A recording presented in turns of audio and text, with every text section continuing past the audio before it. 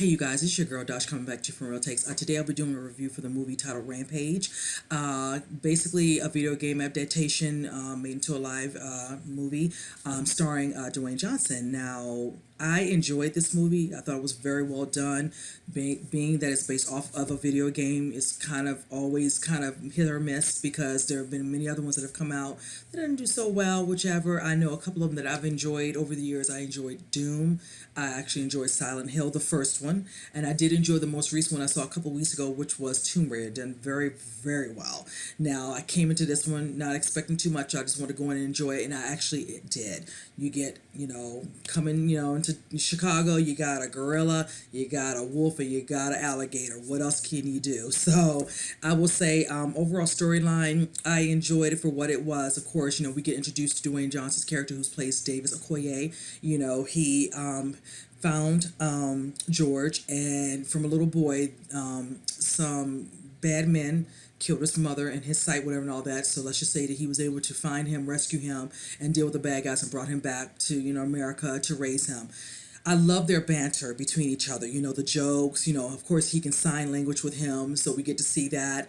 All of us in the theater, we took a good lot loving to him. Just his funniness, George's character, of course, and just seeing how he interacts with other humans, just besides Davis being at the helm of overseeing that he's being well taken care of, and just making sure he's flourishing. Now, from there, things start to take a rise because, of course, he leaves out, and the situation happens where a company now called Energying, which is actually being showcased by a brother and sister couple. The lead of that, you could say, is her name is Malin Ackerman. She plays Claire, and her brother is named Brett. And the guy who plays Brett is hilarious. He's been in some other movies that I actually enjoyed, but Malin, she's more the serious type. He's more laid back, whatever. So he tried to bring a little bit of funny. It was what it was. But they have a certain type of work that they do that they had to do in space, and one of the people is the last standing. They're dealing with a certain situation where some sort of rat was basically used, and the genetics of whatever they're using to create caused it to grow, and it took wreak havoc on the ship, and she's trying to get out of there. First, they won't let her out of the pod, and Malin's character is, you better bring me back my samples or you're going to stay up there, meaning you'll die whatever if you don't bring it back. So she sets it up where she's able to handle it, and then from there, a situation happens where explosion happens. Some of her part from the big ship, happens where it ricochets off her and she ends up exploding. But of course, it unleashes the chemicals and all its different hatches, and it goes to different directions. One happens over at the zoo where George is. One happens in what looks like a desert area with the actual wolf, and then another one falls into the water with the alligator. So it kind of sets up, the premise of how it's going to be and how they become large, and the way she has it, where these certain DNA and genetics is all heightened from different types of animals, insect, whatever. So it can take on a sense, the strength. It can rejuvenate very fast, heal, everything. And poor George, he takes in, I want to call it kind of the serum. It's like a big smoky cloud. He takes in and whiffs it in, and that's all it needed. It didn't need to be injected into him. Just the fact that it triggers and opens up the pod, and he takes in, and from there, he starts to grow. He was 6 foot. He's now 9 foot and like over so many pounds, whichever and all. And of course, Davis gets the call. He shows up and he's like, okay, we got to find out what's going on. That's when we were introduced into Naomi Harris's character, which is Dr. Kate. She worked at the facility. She knew what was happening. She was trying to use her same genetics. She's like a geneticist of sorts, where she was trying to help her brother who was dying of cancer. And some of that research, Madeleine's character, Kate, uses to, Claire, excuse me, Madeleine's character, Claire, uses it to actually hone what they wanted to build and create, whichever. And in the instance when she realized what they were doing, she was trying to get her hands on this information, but in the end she ends up getting caught and she's sent to prison. She's not able to help her brother. She ends up losing her brother, and she is out of the business, out of the company, and they basically went forth with what they had from her, prepared work. So she gets in contact. She sees it on the news. She goes to the actual zoo place and she speaks with Davis, and she's like, I know certain things. You need to give me this, whatever, but you need to help me and help my friend. And all of a sudden things start happening. George is now needing food. He's not being watched. He's getting angry, and it's just causing him to kind of lose a little bit of control. But he tries his way to sign with him. He kind of has some control, but of course, the powers that be, the cops and some other people from a military government facility get a hold of it, and that's when we're introduced to Jeffrey Dean Morgan's character.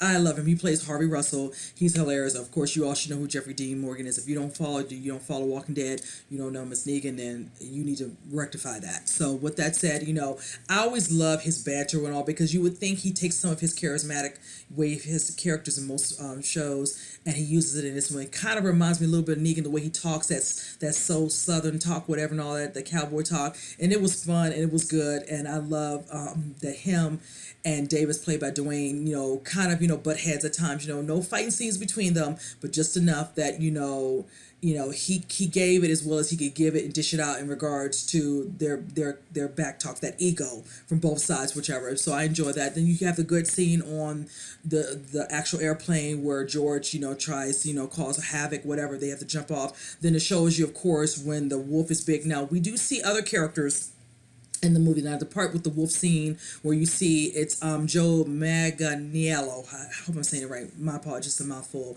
His character's named Burke. He has a part where his scene is encompassed with dealing with the wolf out there in the desert. They found out where you see the big paws in the ground and everything else. And, it shows that he ends up losing his team, and he ends up losing in the battle to get away. He was the last one standing, and he's not the last one standing.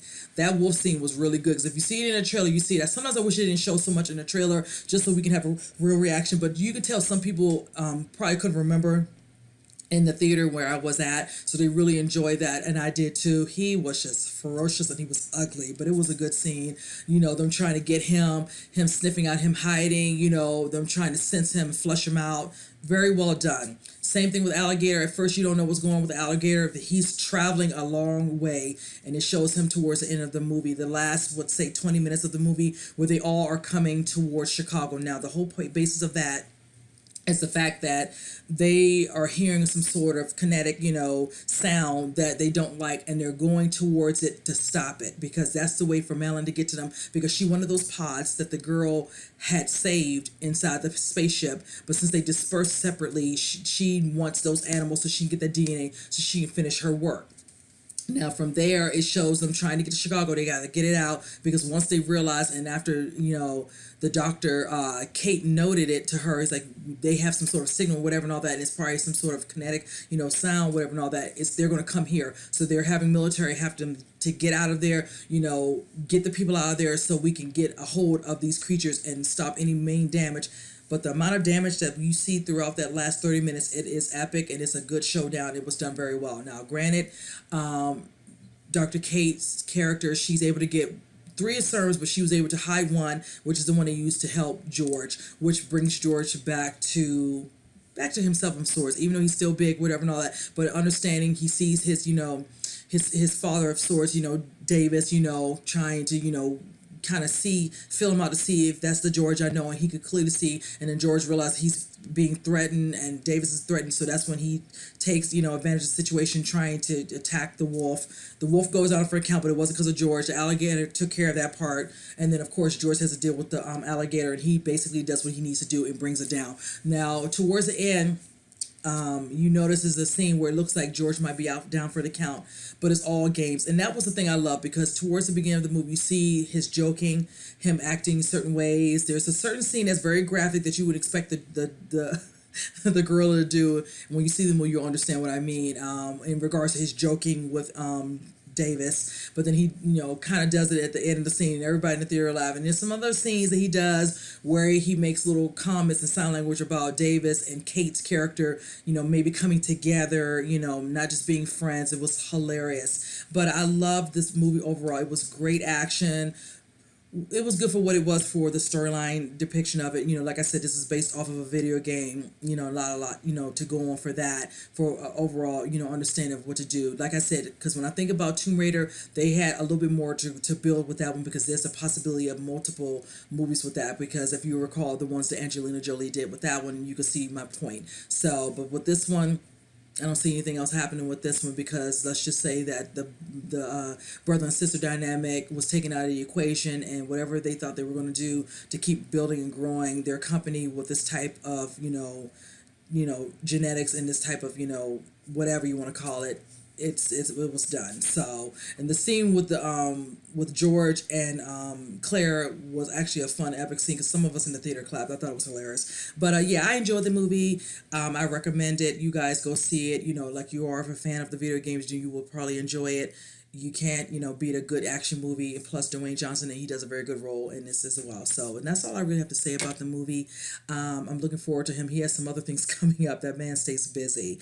But like I said, you guys, when you get a chance, go out and see it. I think it's number one, if I'm not mistaken. I think it's made 35 million. I think number two was Truth or Dare. So yeah, they bumped A Quiet Place right out number one spot. So looks like they might be at the helm next weekend again prior to Infinity War coming out. So, needless to say, make that money because once that one's out, it's a wrap. So with that said, you guys, I will see you on the next review. You guys take care.